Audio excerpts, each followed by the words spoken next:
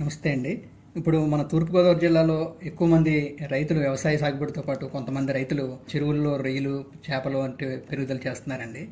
దీనివల్ల మనకి వాతావరణ మార్పుల వలన ఈ ఆక్వాకల్చర్కి ఏదైనా ప్రభావం ఉందో మనం తెలుసుకోవడానికి మనకి అందుబాటులో ఉన్నారు doctor Ram Subramanian MS Swaminathan research foundation నుంచి. నమస్తే సార్. ఇప్పుడు మన చాలామంది రైతులు తూర్పుగోదావరి జిల్లాలో రొయ్యల సాగుబడి, చేపల సాగుబడి చేస్తున్నారు కదండి. ఇప్పుడు ఈ వాతావరణ మార్పులు అనేక రకాలైన వాతావరణ మార్పులు మనకు సంభవిస్తున్నాయి. దీనివల్ల ఆక్వాకల్చర్కి ఏదైనా ప్రభావం ఉందంటారా? ధన్యవాదాలండి. మనకు రొయ్యల సాగుబడిలో చాలా ఇంపార్టెంట్ అయిన ప్లేస్. యాక్చువల్గా ఆంధ్ర వచ్చి number 1 producer in the country.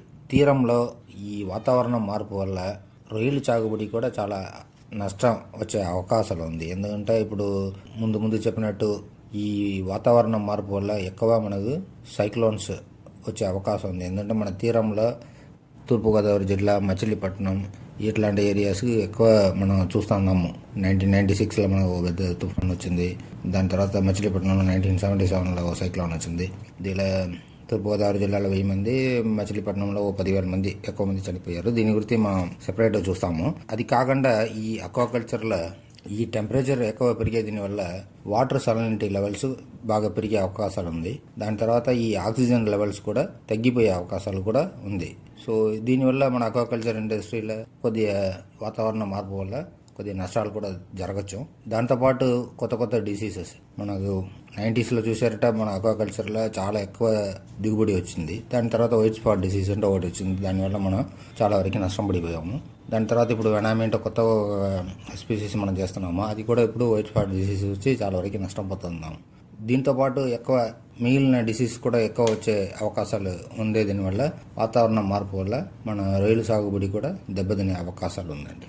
ఇప్పుడు మనకి తుఫానుల వలన కూడా ఈ రొయ్యల చెరువులకి ఏదైనా ఎఫెక్ట్ ఉందంటారండి?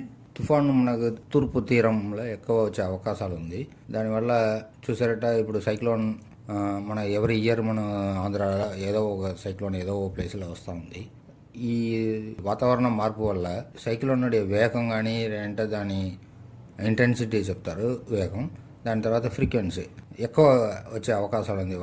సంవత్సరానికి 1 కాదు, 2 కాదు, 3 కాదు, అట్లాంటి 3-4 సైక్లోన్స్ కూడా వచ్చే అవకాశాలు ఉందండి.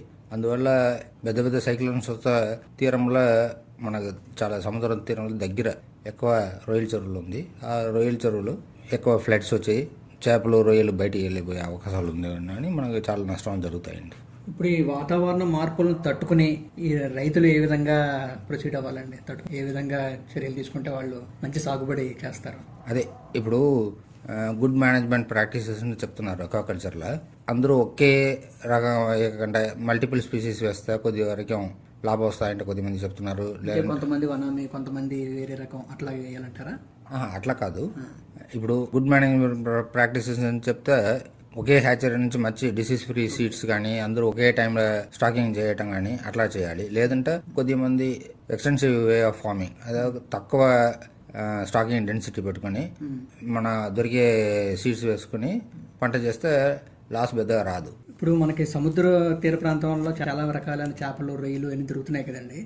మరి మరలా ఎందుకు చెరువుల్లో చేపలు, రొయ్యలు పెంపుదలకి ఎందుకు రైతులు ఎంచుకుంటున్నారు? యాక్చువల్గా మన కంట్రీలో చూసారట, చేపలు ఎక్కువ సముద్రంలో దొరికింది.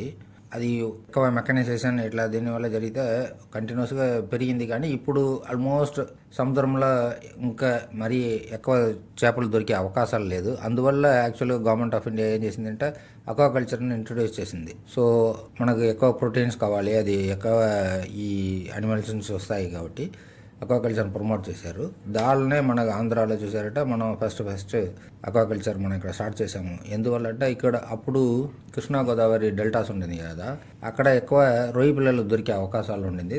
ఫస్ట్ ఫిషరీస్ డిపార్ట్మెంట్ అక్కడ ఉండే రొయ్య పిల్లలు తీసి దాన్ని కల్చర్ చేసేందుకు మొదలుపెట్టారు. అందువల్లనే మన తూర్పు గోదావరి కానీ మచిలీపట్నం కానీ ఎక్కువ రొయ్యల చెరువులు ఉంది. దాని తర్వాత స్లో హ్యాచరీస్ కూడా ఎక్కువ ఉంటుందంటారా మన అక్వాకల్చర్లో పెంచిన రొయ్యలకి? యాక్చువల్గా మన అక్వాకల్చర్లో పెంచింది మొత్తం ఎక్స్పోర్ట్ అవుతుంది. మన ఇండియాకు చాలా తక్కువనే మనం దాన్ని యూజ్ చేస్తున్నాము.